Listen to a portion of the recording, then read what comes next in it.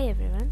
So today our topic is about basics of nucleotides and nucleic acid. Here I am going to talk about the basics like nucleotides, what is nucleoside, what are the purines, pyrimidines, like that. We are going to talk about the basics. So first, before that, we have to know what is gene. So a gene, it is a segment of a DNA molecule. So in that segment of if there is a DNA molecule, there is a segment, and in that segment it contains information that is required for the synthesis of functional biological products such as a protein or RNA. So that segment of a DNA that contains the information for the synthesis of biological product is referred to as gene.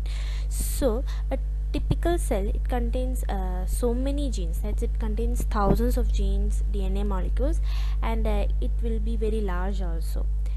So RNAs, it has a broad range of functions and several classes are found in cells.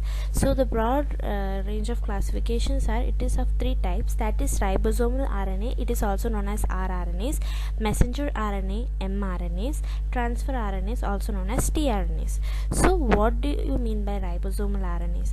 It is also known as rRNAs. It's a components of ribosomes, and the complexes, in these complexes they carry out the synthesis of proteins. So ribosomal RNA is components of ribosomes and they carry out synthesis of proteins.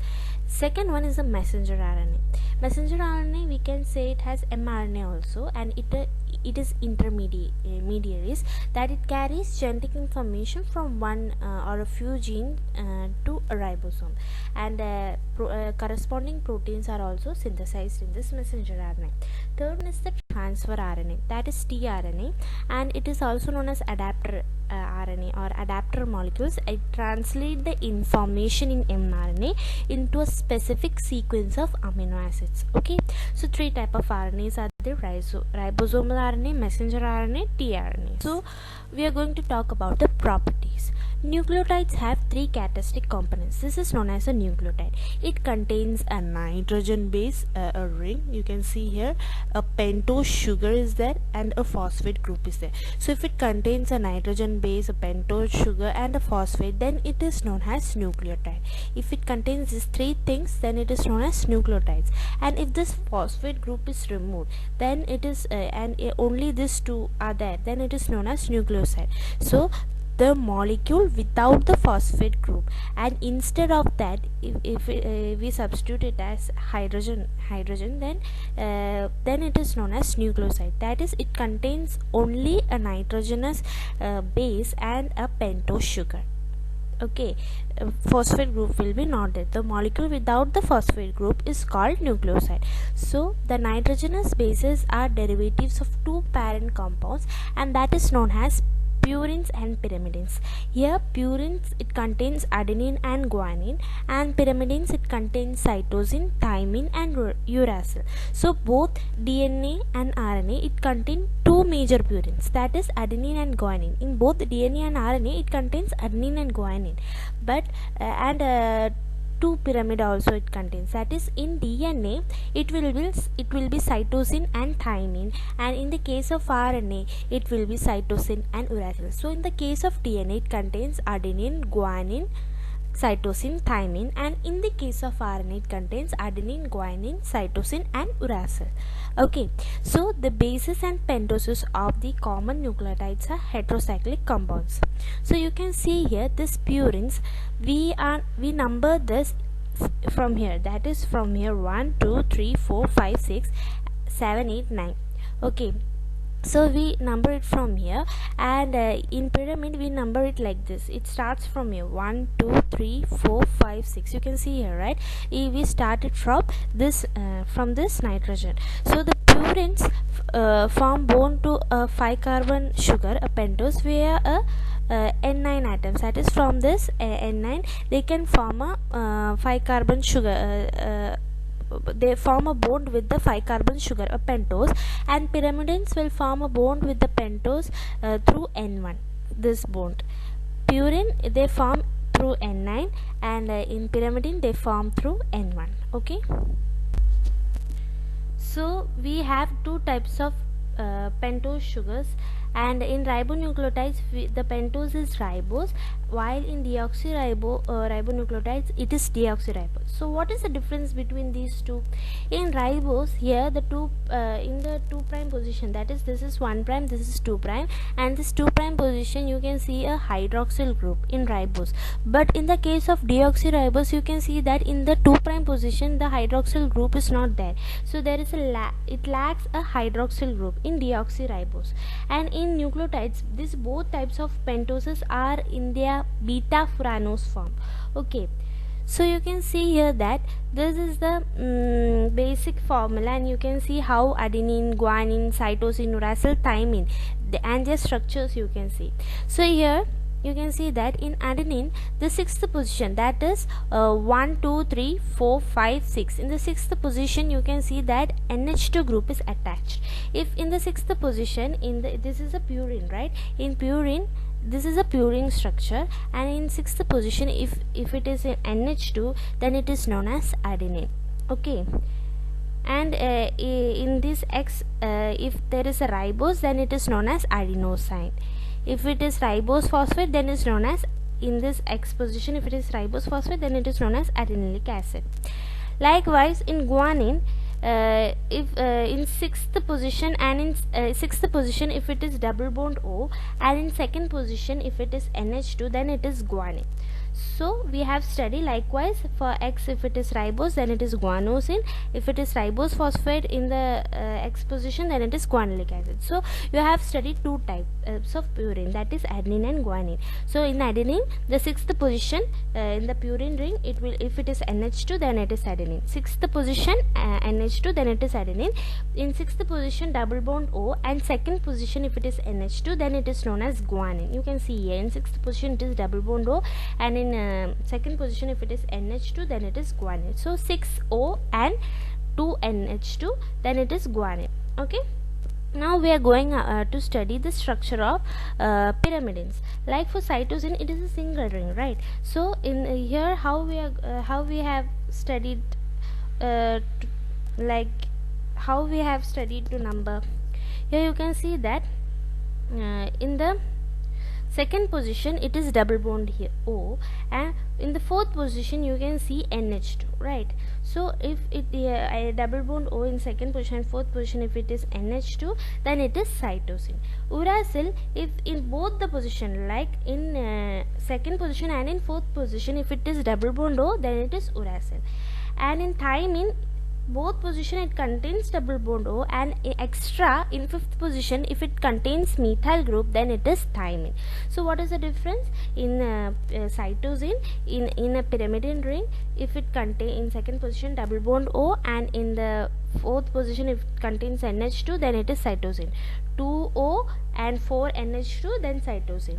If it 2 and 4, if it is double bond, then uracil. Thymine means 2, 4 it is double bond, and 5 if it is CH3, then it is thymine. Understood? And you can see here there is a phosphodiester linkage in the covalent bond of this DNA and RNA. What is phosphodiester bond? Here you can see that one of the nucleotide, the 3', this is a 3' position of one nucleotide, and 5' position of the other nucleotide is joined with the phosphodiester linkage. You can see here, right? 3' position of one nucleotide and 5' position of other nucleotide is joined with the phosphodiester bond. So this phosphodiester bond, which is shaded in the DNA, you can see here, links successive nucleotide units, and the backbone of alternating pentose and phosphate groups in both types of nucleic acid is highly polar. And you can see that the 5' end of a macromolecule, it lacks a nucleotide at the 5' position, right? And likewise the 3' end lacks a nucleotide at 3' position. You can see here 5' position lack a nucleotide at 5' end, and 3 prime and lacks a nucleotide at 3 prime position. You can see here, right? In RNA also it is like that. What is the difference between DNA RNA? RNA it contains ribose sugar and DNA it contains deoxyribose sugar. Ribose sugar it contains an OH, but deoxyribose you can see it contains hydrogen, that it lacks hydroxyl group. Understood? So the covalent bond of DNA and RNA is subject to slow non-enzymatic hydrolysis of phosphodiester bonds. You can take in a test tube, RNA it is hydrolyzed rapidly under alkaline conditions, but DNA it is not. What is the reason?